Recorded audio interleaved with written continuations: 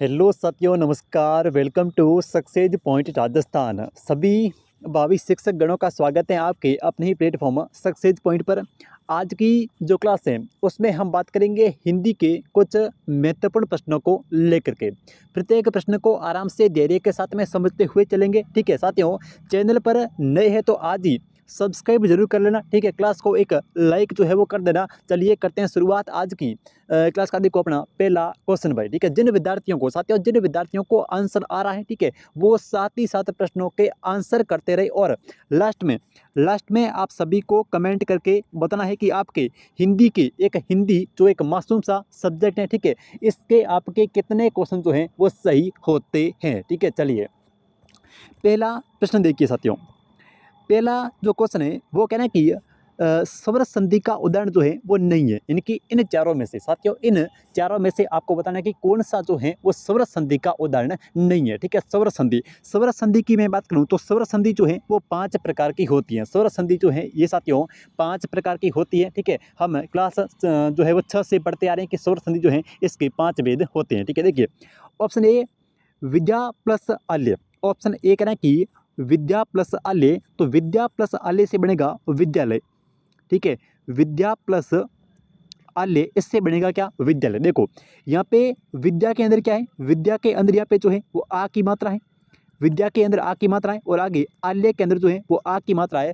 आ और आ मिलके साथियों दीर्घ स्वर संधि के अंदर अ और आ या फिर अ और आ ये दोनों मिल करके आ का निर्माण करते हैं। इस प्रकार से ये शब्द बनेगा विद्या प्लस आल्य यानी कि विद्यालय। संधि पूछें तो करना है दीर्घ स्वर संधि। ठीक है भाई, संधि कौन सी है, दीर्घ स्वर संधि है। विद्यालय के अंदर विद्यालय हो गया, देवालय हो गया, ठीक है, इनके अंदर जो है वो साथियों अपनी दीर्घ स्वर संधि है। ठीक है, उसके बाद में ऑप्शन बी देखिए, तो यहाँ पे ये कह रहा है कि कौन सा स्वर संधि का उदाहरण नहीं है, तो विद्यालय जो है ये तो स्वर संधि का उदाहरण है। ठीक है, विद्यालय जो है ये तो स्वर संधि का उदाहरण है।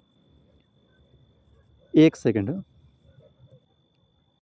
हाँ जी, ऑप्शन बी देखिए साथियों। ऑप्शन बी कह रहा है कि वार्ता प्लस आलाप। देखो वार्ता के अंदर आ की मात्रा है और यहाँ पर आलाप के अंदर जो है वो आ की मात्रा है, यानी कि आ और आ साथियों दीर्घ स्वर संधि के अंदर आ जाए या फिर आ आए या फिर एक साइड में और दूसरी साइड में अ या फिर आ आए, दोनों मिलकर के हमेशा आ का निर्माण करते हैं। उसके बाद में जैसे दीर्घ स्वर संधि में एक साइड ई आए, छोटी आए या फिर बड़ी आए, और दूसरी साइड में भी ई भले ही छोटी आए या फिर बड़ी आए, दोनों मिल करके इस बड़ी ई का निर्माण करते हैं। उसी प्रकार से साथियों उसी प्रकार से दीर्घ स्वर संधि के अंदर एक साइड छोटा ऊ आए या फिर बड़ा ऊ आए और दूसरी साइड में भी छोटा या बड़ा, इन दोनों में से कोई भी एक आए तो भी वो मिल करके इस बड़े ऊ का निर्माण करते हैं। देखो साथियों जिन शब्दों के अंदर आपको विद्यालय हो गया, ठीक है, इसी प्रकार से जैसे मैंने यहाँ पे एक शब्द लिखा नदी। अब इस नदी शब्द को हम तोड़ेंगे तो ये बनेगा नदी प्लस ईस। जैसे विद्यालय के अंदर बड़े आ की मात्रा है उस प्रकार से इस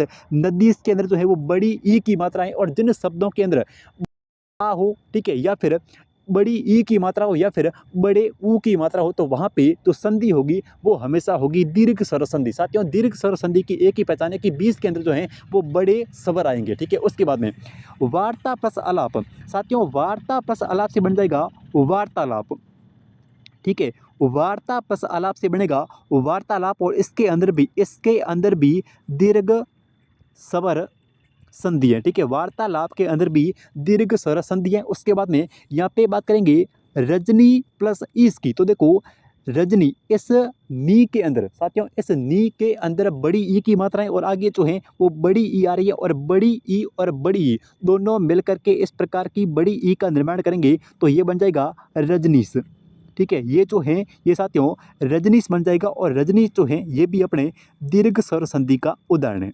ठीक है, रजनी से जो शब्द है ये भी साथियों दीर्घ स्वर संधि का उदाहरण है। लेकिन यहाँ पे अगर मैं बात करूँ इस जगतनाथ की, यहाँ पे अगर मैं इस बात करूँ इस जगतनाथ की, तो ये जगतनाथ जो है ये साथियों ये बन जाएगा जगत ये जो है ये बन जाएगा ज ग, और ये जो त है ये त जो है वो अपने ही पांचवे के अंदर यानी कि न के अंदर परिवर्तित हो जाएगा। ये साथियों त जो हलंत है यानी कि त जो है वो आधा है, ये अपने ही पांचवे यानी कि आधा न बन जाएगा। ठीक है, त जो है ये अपने ही पांचवे वर्ग का जो जिसके त का पांचवा कौन सा है, त थ द ध और न, तो ये आधा न हो गया। उसके बाद में जो है वो आगे है लिखा हुआ नाथ, तो ये बन जाएगा जगतनाथ। ये जो है वो बन जाएगा जगतनाथ, और जगतनाथ के अंदर साथियों जो है वो अपनी व्यंजन संधि है। ठीक है, जगतनाथ के अंदर जो है वो व्यंजन संधि है। जब भी आप जो है वो व्यंजन को तोड़ कर देखो, यहाँ पे व्यंजन अद आ रहा है, यहाँ त जो है वो व्यंजन अद आ रहा है, और बाकी सभी के अंदर जो है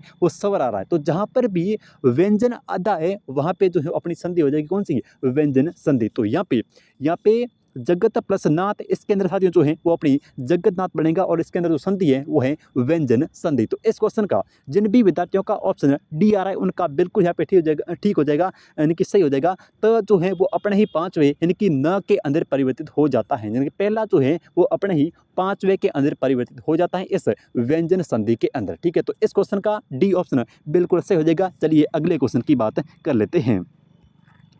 आज की क्लास का अपना अगला क्वेश्चन, अगला जो प्रश्न है ये कह रहा है कि इस जगतनाथ में कौन सी संधि है। तो ये हमने पढ़ लिया, जगतनाथ के अंदर साथियों व्यंजन संधि है। ठीक है, इस जगतनाथ जो शब्द है इसके अंदर जो संधि है वो है अपनी व्यंजन संधि। तो इस क्वेश्चन का ऑप्शन जो है वो बी, जिन भी विद्यार्थियों का आ रहा है उनका बिल्कुल यहाँ पे सही हो जाएगा, इस जगतनाथ शब्द के अंदर व्यंजन संधि है।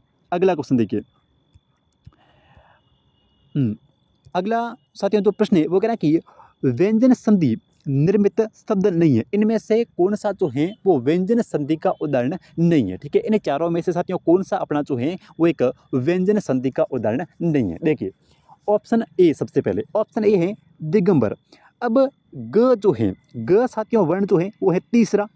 ठीक है, ग जो है ये साथियों तीसरा वर्ण है, ये अपने ही यानी कि अपने ही वर्ग के पहले के अंदर बदल जाएगा। ठीक है, ग जो है ये यहाँ पे तीसरा है, और ये जो है वो अपने ही वर्ग के पहले के अंदर चेंज होगा। ये व्यंजन संधि का एक नियम है। ठीक है, तो ग जो है इसको हम जब पहले में बदलेंगे तो ग वर्ग जो होता है उसका जो पहला होता है, ठीक है, ग का जो पहला होगा वो हो जाएगा क, तो ये बन जाएगा दिक। ठीक है, ये दिक बन गया, और उसके आगे आगे जो है वो ग में से अ निकाल दिया तो ये बन जाएगा अंबर। ठीक है, तो दिगंबर यानी कि दिक प्लस अंबर। साथियों दिक प्लस अंबर, ग जो है ये अपने ही पहले के अंदर परिवर्तित हो जाता है, और ये जो यहाँ पे क है ये साथियों क जो है ये अपने ही तीसरे वर्ण के अंदर जब चेंज हुआ तो ये बन गया ग। ठीक है, इस प्रकार से इसका जो संधि हुआ है वो हुआ है दिगंबर का, दिक प्लस अंबर, और संधि कौन सी है, व्यंजन संधि है। ठीक है, दिक प्लस अंबर, संधि पूछे तो करना है व्यंजन संधि। उसके बाद में उन्नति, देखो उन्नति जो उन्नति के अंदर क्या है, उन्नति के अंदर साथियों दो न है। ठीक है, तो पहला जो न है छोटे वाला ये बदल जाएगा अपने ही पहले वर्ग के अंदर। जैसे जैसे भाई ये त है, फिर क्या है थ है, त के बाद में थ द ध और न। अब यहाँ जो आधा ये न आ रहा है ये बदल जाएगा इस त के अंदर। ठीक है, ये जो पांचवा है साथियों ये पहले के अंदर चेंज हो जाएगा। यहाँ पे जो पांचवा आ रहा है, पांचवा जो न है ये पहले के अंदर चेंज होगा तो ये बन जाएगा उत। ठीक है, उत, और आगे जो है वो एक ना अपने पास में पूरा है तो ये बनेगा उत प्लस नति। ठीक है, ये बन जाएगा उत प्लस नति, यानी कि इससे बन जाएगा शब्द कौन सा, उन्नति, उत प्लस नति। जो पहला आधे वाला न है ये अपने ही पहले वर्ग के अंदर चेंज हुआ तो त बन गया, और आगे जो है वो नति का नति लिख दिया तो ये बन गया उत धन नति। संधि कौन सी है, अपनी व्यंजन संधि। उसके बाद में अगला जो है वो है वागीश। देखो साथियों वागीश के अंदर ग जो है वो तीसरा है, और तीसरे को चेंज करना है पहले के अंदर। तीसरा जो है इसको हम चेंज कर किसके अंदर, पहले के अंदर चेंज करेंगे तो ये बन जाएगा वाक प्लस ईस। ठीक है, शब्द बन जाएगा वागीश। ठीक है, वाक प्लस ईस जो है ये बन गया वागीश, यानी कि इसके अंदर भी व्यंजन संधि है, क्योंकि जो तीसरा वर्ण है वो हमेशा अपने पहले के अंदर चेंज होगा। ठीक है, जो तीसरा वर्ण जहां पर भी आए वो अपने, जैसे यहाँ पे देखो दिगंबर के अंदर तीसरा आया है ग, तो तीसरा हमेशा पहले के अंदर चेंज हुआ तो ये बन गया दिक प्लस अंबर। इसी प्रकार से वागीश के अंदर तीसरा वर्ण जो है वो ग है, और ये ग जो है वो क वर्ग का है, तो सबसे पहले ग जो है वो अपने पहले में बदलेगा तो बन जाएगा क, यानी कि शब्द बन जाएगा वाक प्लस ईस। साथियों शब्द जो है वो बनेगा वाक प्लस ईस और इसके अंदर संधि है व्यंजन संधि। उसके बाद में रविंद्र शब्द की बात करें साथियों, ठीक है, यहाँ पे हम इस रविंद्र शब्द की बात करें तो ये बन जाएगा रवि प्लस इंद्र, ठीक है, ये बन जाएगा रवि प्लस, सॉरी यहाँ पे जो है वो इंद्र के अंदर ई जो है वो छोटी आएगी, रवि प्लस इंद्र बन जाएगा, ठीक है, ये बन जाएगा रवि प्लस इंद्र। इस साइड में क्या है, वी के साथ में मात्रा किसकी है, ई की है, और यहाँ पर ऑलरेडी ई आगे है, तो ई और ई मिलकर के बड़े ई का निर्माण करते हैं। तो संधि कौन सी, दीर्घ स्वर संधि, ठीक है, ये जो है वो साथियों अपने दीर्घ स्वर संधि का उदाहरण है। क्योंकि रविंद्र शब्द के अंदर यहाँ बीच में देखोगे तो बड़ी ई की मात्रा है, रविंद्र शब्द के बीच में बड़े ई की मात्रा है। बड़ी ई कब आती है, जब एक पहले पद के अंदर भी पहले पद के लास्ट में यहाँ पर ई आना चाहिए, और आगे वाले के जो आगे वाला पद है उसके पहले वर्ण यहाँ पे जो है वो ई आना चाहिए। दोनों मिलकर के बड़ी ई का निर्माण करेंगे, तो ई प्लस ई ये बन गया बड़ी ई। रवि प्लस इंद्र यानी कि रविंद्र, संधि कौन सी है, दीर्घ स्वर संधि है। जब भी शब्द के बीच में आपको आ जाए, बड़ी ई की मात्राएं या फिर बड़े ऊ की मात्राएं, संधि हमेशा दीर्घ स्वर संधि होगी, ठीक है, कोई भी शब्द आ जाए। अगला क्वेश्चन देखिए, अगला जो प्रश्न है ये कह रहा है कि अंग्रेजी में जिसकी दक्षता असंदिग्धो रेखांकित पद का अर्थ क्या होता है, ठीक है, यानी कि अंग्रेजी में जिसकी दक्षता जो है वो असंदिग्ध हो उसको हम बोलते हैं क्या, यानी कि संदेह रहित। भाई असंदिग्ध, संदिग्ध नहीं है साथियों, संदिग्ध नहीं है, क्या है, असंदिग्ध है, असंदिग्ध है, तो उसको हम बोलेंगे संदेह रहित, यानी कि कोई संदेह जो है वो नहीं होता है, संदेह रहित, असंदिग्ध यानी कि संदेह रहित। तो इस क्वेश्चन का जिन भी विद्यार्थियों का ऑप्शन ए आ रहा है उनका बिल्कुल यहाँ पे से हो जाएगा संदेह रहित, यानी कि असंदिग्ध संदेह रहित। अगला क्वेश्चन देखिए, हाँ जी, अगला जो प्रश्न है ये कह रहा है कि उत्कर्ष शब्द के अंदर कौन सा उपसर्ग जो है वो लगा हुआ है। अच्छा सुने, उत्कर्ष जो शब्द है इसके अंदर कौन सा उपसर्ग जो है वो लगा हुआ है। ये आपकी द्वितीय श्रेणी शिक्षक भर्ती और पटवार के अंदर पूछा गया प्रश्न है कि उत्कर्ष के अंदर देखो साथियों, उत्कर्ष का विलोम शब्द क्या होगा, उत्कर्ष जो है इसका विलोम शब्द होता है अपकर्ष, ठीक है, उत्कर्ष का जो विलोम शब्द होता है ये साथियों अपकर्ष होता है। तो इसके अंदर जो उत्कर्ष के अंदर जो उपसर्ग है ये है अपना उत उपसर्ग, ठीक है, उत्कर्ष के अंदर जो उपसर्ग है वो है उत उपसर्ग। जो जिन भी विद्यार्थियों का ऑप्शन 3 नंबर आ रहा है यहाँ पे उनका बिल्कुल यहाँ पे से हो जाएगा उत्कर्ष के अंदर उत उपसर्ग है, ठीक है। अगला देखिए, अगला प्रश्न देखो भाई, अगला जो प्रश्न है ये साथियों कह रहा है कि इस युद्ध क्षेत्र, ठीक है, ये अपने किस समाज का उदाहरण है। ये जो युद्ध क्षेत्र शब्द है ये किस समाज का उदाहरण है, यानी कि इसके अंदर कौन सा समाज है। देखो युद्ध क्षेत्र जो शब्द है इसको आप तोड़ो, ठीक है, जब हम इस शब्द को तोड़ेंगे ना साथियों तो ये बनेगा क्या,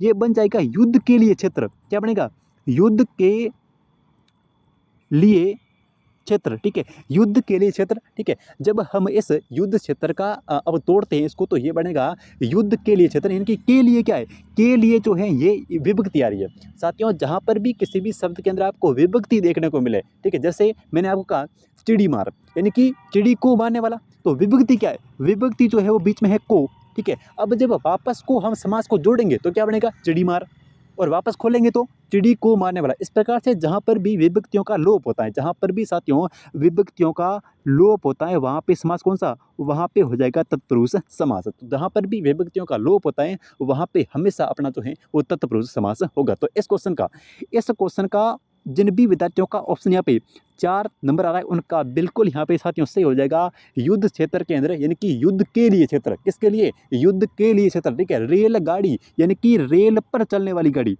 रेलगाड़ी जब हम सब देखते हैं ना रेल गाड़ी, तो इसका अर्थ क्या हुआ भाई, रेल पर चलने वाली गाड़ी, क्योंकि रेल पर चलने वाली, यहाँ पे जब हम समास को वापस जोड़ेंगे, जब रेलगाड़ी बनाएंगे तो यहाँ पे जो ये पर जो है ना ये साथियों गायब हो जाता है, यानी कि बीच में से विभक्ति का लोप हो जाता है। तो ऐसे शब्द जिनको आप तोड़ करके देखो, ऐसे शब्दों को आप तोड़ कर देखना, अगर बीच में विभक्ति लग रही है और विभक्ति का लोप हो रहा है तो वहाँ पे समझ जाना कि ये जो है वो तत्पुरुष समास का उदाहरण है।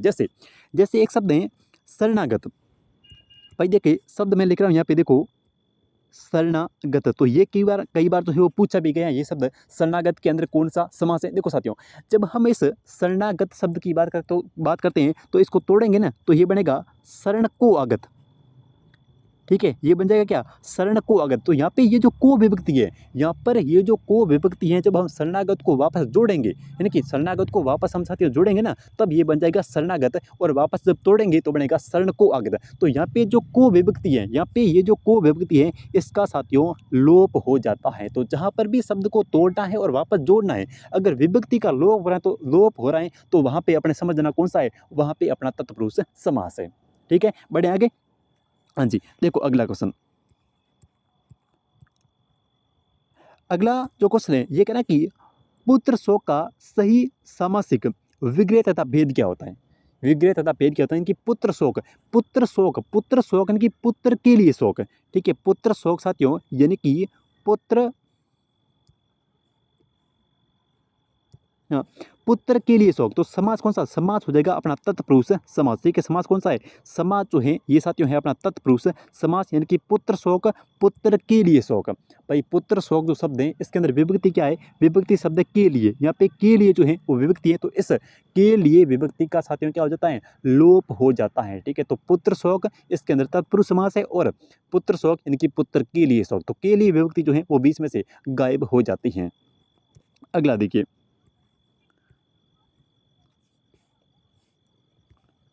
हाँ जी, अगला जो प्रश्न है वो कहना है कि पूजनीय शब्द के अंदर जो है वो कौन सा प्रत्यय है। ठीक है, ऐसे पूजनीय शब्द के अंदर, पूजनीय शब्द के अंदर जो है वो कौन सा प्रत्यय है, ये प्रत्यय है, नीय प्रत्यय है, अनीय प्रत्यय है, या फिर ये प्रत्यय है। बताओ भाई कौन सा ऑप्शन इन चारों में से साथियों सही हो जाएगा इस पूजनीय शब्द के लिए। इस पूजनीय शब्द के अंदर कौन सा प्रत्यय है, पूजनीय आ जाए, या फिर आपसे पूछें कि दर्शनीय, पूजनीय या फिर दर्शनीय। ठीक है, इस प्रकार से कोई भी शब्द है, इस प्रकार का पूजनीय, दर्शनीय, ठीक है, जो कोई भी शब्द है, तो इसके अंदर हमेशा, और ऐसे शब्दों के नाम से साथियों अन्य प्रत्यय होता है। ठीक है, इस प्रकार के शब्दों के अंदर हमेशा जो है वो कौन सा अपना अन्य प्रत्यय होता है। तो जिन भी विद्यार्थियों का ऑप्शन नंबर यहाँ पे 3 आ रहा है उनका बिल्कुल यहाँ पे सही हो जाएगा। पूजनीय शब्द के अंदर जो प्रत्यय है, पूजनीय शब्द के अंदर वो है अपना अन्य प्रत्यय। तो इस क्वेश्चन का 3 नंबर ऑप्शन बिल्कुल सही हो जाएगा भाई। अगला देखो, तो ये देखो पूज प्लस अनीय पूजनीय, और दर्शनीय दस प्लस अनीय, यानी कि दर्शनीय पूजनीय, इस प्रकार का कोई भी शब्द आए तो वहाँ पे अपना जो है वो अनीय प्रत्यय होता है। ठीक है, देखो अगला, ये वापस दर्शनीय, तो इसमें बताने की जरूरत नहीं, कौन सा हो जाएगा, अनीय प्रत्यय हो जाएगा। दर्शनीय के अंदर साथियों अनीय प्रत्यय हो जाएगा। अगला क्वेश्चन देखिए, हाँ, अब ये आ गया इंपोर्टेंट क्वेश्चन। यहाँ से क्वेश्चन कह रहा है कि देखो कौन सा विकल्प द्वंद्व समास का उदाहरण नहीं है, इनमें से कौन सा शब्द जो है ये अपना द्वंद्व समास का उदाहरण नहीं है। साथियों द्वंद्व समास के अंदर हमेशा जो है वो करीबन जोड़े आते हैं। ठीक है, और देखो ऑप्शन ए क्या कराए, कृष्ण अर्जुन और कंकर पत्थर। देखो साथियों, कंकर या फिर पत्थर, ठीक है, कृष्ण या फिर अर्जुन, ठीक है, कृष्ण और अर्जुन, कंकर और पत्थर। तो इस प्रकार से देखो, इस प्रकार के शब्दों के जो है वो जोड़े बन रहे हैं, बिल्कुल द्वंद्व समास है। बक्सा बक्सिए और 25, ठीक है, बक्सा बक्सिए और 25। अगला देखो, बक्सिया बक्सिए यानी कि बक्सा और बक्सिए, ठीक है, इसके अंदर है। 25 के अंदर भी बिल्कुल द्वंद्व समास है। कौन सा उदाहरण जो है वो द्वंद्व समास का नहीं है, मकर ध्वज और अंशुमाली और थोड़ा बहुत और उचित अनुचित। देखो थोड़ा बहुत इसके अंदर जो है वो अपना द्वंद्व समास है।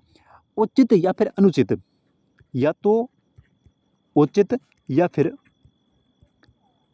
अनुचित, ठीक है, उचित या फिर अनुचित। साथियों उचित या फिर अनुचित, इसके अंदर भी अपना जो है वो कौन सा है, इसके अंदर भी जो है वो अपना द्वंद्व समास है। देखो यहाँ पे 25 है, 25 जो है ये बनता है 5 और 20 से। ठीक है, इसके अंदर कोई द्विगु मत कर देना, 5 और 20 को मिलाएंगे तो ये बनेगा 25 है। तो इसके अंदर भी जो है वो द्वंद्व समास है। साथियों 25 के अंदर भी 25 हो गया। इस प्रकार से शब्द एक आता है 31, ठीक है, क्या आएगा, ई क और 30, जैसे ये 31 शब्द है। ठीक है, तो 31 के अंदर भी 31 शब्द का जब हम समास विग्रह करेंगे तो ये 1 + 30 होता है, और इसके अंदर भी 1 + 30, और यहाँ भी साथियों द्वंद्व समास है। ठीक है, 31 के अंदर भी 25 31 इनके अंदर जो है वो अपना द्वंद्व समास है। यहाँ पे देखो, यहाँ पे है मकर ध्वज और अंशुमाली। देखो अंशु का मतलब क्या होता है भाई, अंशु का मतलब होता है किरण।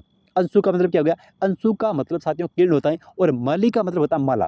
ठीक है, माली का अर्थ क्या होता है, माला, अर्थात अंशु माली, यानी कि किरण जो है वो जिसकी माला है। भाई किरण किसकी माला है, किरण जो है ये साथियों सूर्य की माला है। ठीक है, किरण जो है वो किसकी माला है, सूर्य की माला है। तो समास कौन सा हो जाएगा, समास हो जाएगा बहुब्रीहि समास। क्योंकि बहुब्रीहि समास, देखो बहुब्रीहि समास की क्या पहचान है? बहुब्रीहि समास की एक ही पहचान है जहाँ पर यानी कि दो शब्दों को छोड़ करके जहाँ पर भी तीसरे शब्द यानी कि तीसरे नए शब्द को टारगेट करें तो वहाँ पे अपना हमेशा समास जो है वो बहुब्रीहि रहता है। यानी कि दशानंद अर्थात 10 है आनंद, जिसके अर्थात हो जाएगा रावण। ठीक है, तो इस प्रकार से जैसे ये अंशु माली है, यानी कि अंशु है माला जिसकी, अर्थात किरण, किरण जो है वो जिसकी माला, तो किरण जो है ये साथियों सूर्य की माला। तो यहाँ पे जो अपना अंशु माली है इसके अंदर बहुब्रीहि समास है। उसके बाद में यहाँ पे देखो मकर ध्वज, मकर है ध्वज, यानी कि मकर ध्वज है, मतलब कि जिसके ध्वज के ऊपर मकर है, जिसके मकर है ध्वज पर, जिसके मकर है ध्वज पर, जिसके अर्थात किसके किसके ध्वज पर मकर है? तो ये साथियों कामदेव के ध्वज के ऊपर मकर है। ठीक है भाई, कामदेव के ध्वज के ऊपर जो है वो मकर है। तो ये दोनों देखो, ये दोनों तीसरे नंबर के दोनों उदाहरण जो है, एक तो मकर ध्वज यानी कि मकर है ध्वज पर, जिसके ध्वज के ऊपर मकर किसके हैं? तो ये कामदेव के हैं। और अंशु माली यानी कि अंशु है माला जिसकी। ठीक है, अंशु का मतलब किरण होता है, माला का मतलब माला हो गया। तो दोनों अंशु माला किसकी साथियों? अंशु जो माला है ये अपने सूर्य की माला भाई। ठीक है, तीसरे शब्द को टारगेट कर रहा है, यानी कि दोनों शब्दों के अंदर साथियों, दोनों शब्दों के अंदर बहुब्रीहि समास है। और बाकी आपके 2, 2, 4 और 2, 6 तीनों शब्द सॉरी 6 शब्दों के अंदर भी कौन सा है? द्वंद्व समास है। ठीक है, चलिए अगला क्वेश्चन देख लेते हैं। हाँ जी, तो ये इसकी व्याख्या देख लेते हैं एक बार। देखो व्याख्या कह रही है कि मकर ध्वज, मकर है ध्वज पर जिसके अर्थात वो हो जाएगा कामदेव। तो ये मैंने आपको सेम बात बता दी कि भाई मकर है ध्वज पर जिसकी, यानी कि वो कामदेव। और अंशु माली, अंशु अर्थात जिसकी माला क्या है? अंशु है, तो वो हो जाएगा सूर्य। ये दोनों जो है वो अपने बहुब्रीहि समास के उदाहरण है। ये दोनों साथियों जो है वो अपने बहुब्रीहि समास के क्या है? उदाहरण है, मकर ध्वज और अंशु माली। अगला प्रश्न देखिए।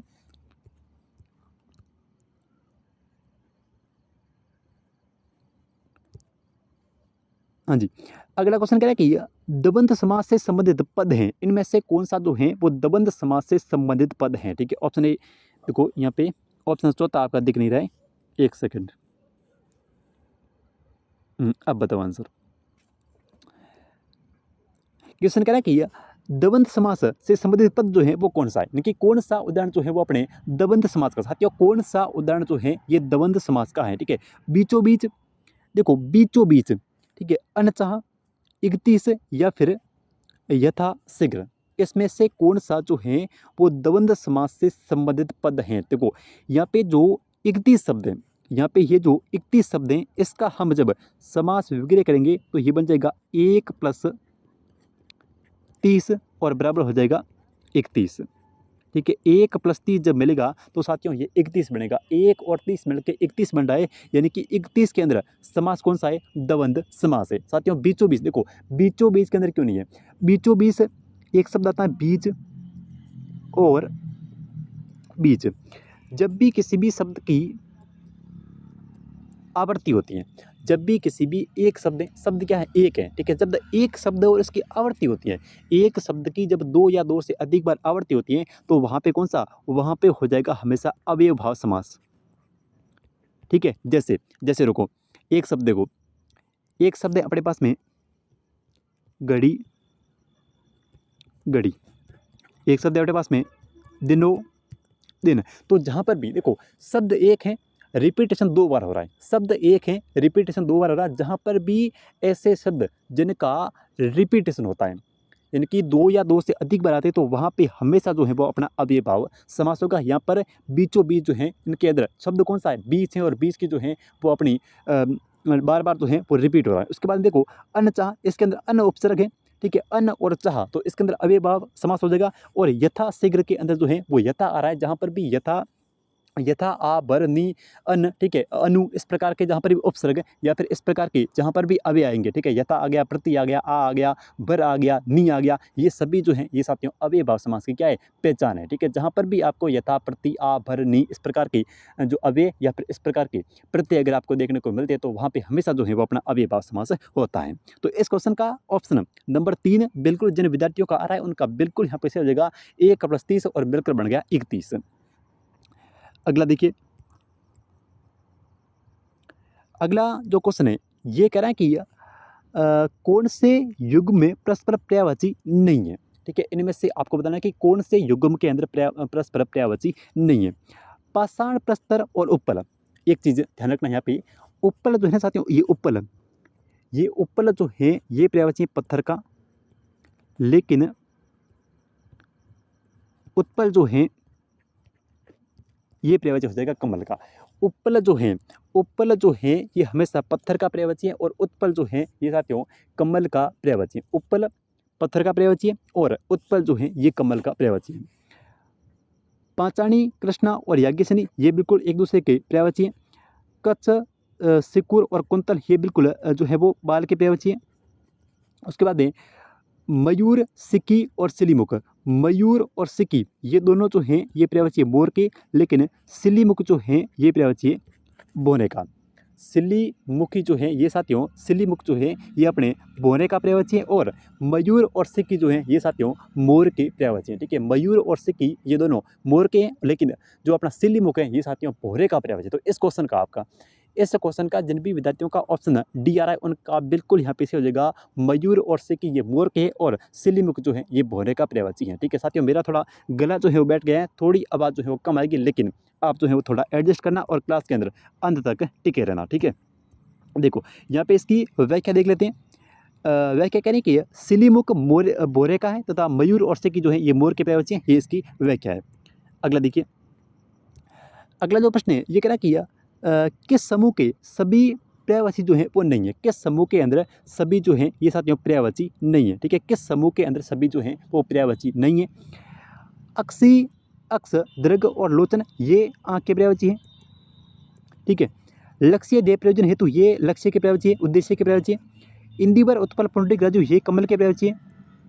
ठीक है, और अस्मि, अंशु, मयूक और शैल, यहाँ पे देखो रश्मि और अंशु ये दोनों जो है वो किरण के पर्यायवाची हैं।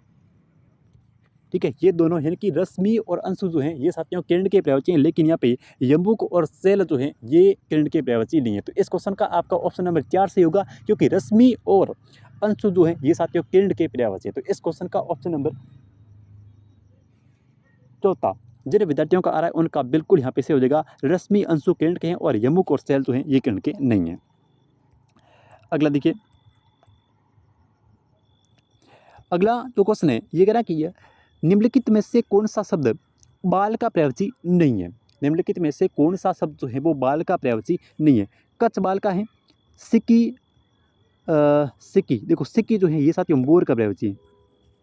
कुंतल और अलग ये बाल के हैं। ठीक है, तो यहाँ पे सिक्की जो है ये साथियों अपने मोर का पर्यायवाची है। तो इस क्वेश्चन का ऑप्शन नंबर 2 जिन भी विद्यार्थियों का आ रहा है उनका बिल्कुल यहाँ पे से हो जाएगा कच्छ, कुंतल और अलग ये बाल के हैं, लेकिन सिक्की जो है ये साथियों मोर का पर्यायवाची है। ठीक है, चलिए अगले क्वेश्चन की बात कर लेते हैं।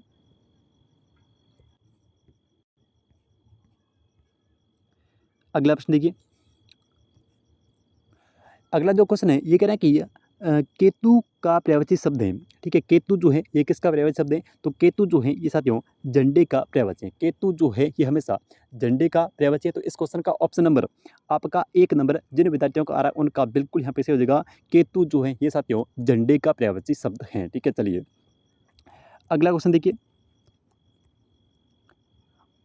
क्वेश्चन कह रहा है कि असंगत पर्यायवाची शब्द जो है वो कौन सा है। ईर्ष्या, डाह, जलन। तो मन मुठाव जो है ये अलग है, क्योंकि मन मुठाव में होता है अनबन, मतभेद और परस्पर कलह। तो इस क्वेश्चन का ऑप्शन नंबर 4 से होगा मन मुठाव जो है वो अपने आप में एक अलग पर्यायवाची शब्द है। अगला क्वेश्चन, और ये है आपके लिए आज का अगला क्वेश्चन।